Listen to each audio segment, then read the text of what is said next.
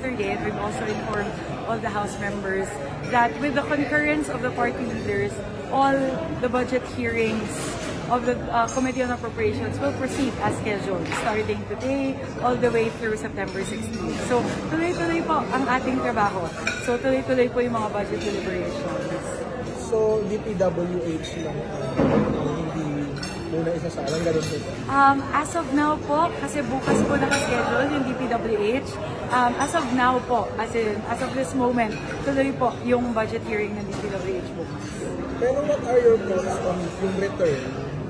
Are you in favor of that? Or do you have consultations na kung legal ba yun? Kasi it's unprecedented.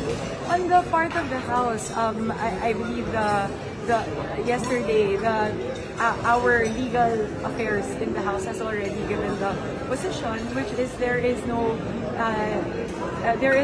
legal basis in terms of a prohibition of a return. So in terms of legality, actually, walang nakikitang legal impediment. Pero of course, given that we also want to make sure that the budget is passed on time. So we also have to work as much as we can kung ano yung kaya natin gawin to be able to meet that deadline. Kaya yun yung ating ginagawa na tuloy-tuloy pa rin yung ating budget deliberations. Yeah. Salamat po. Okay.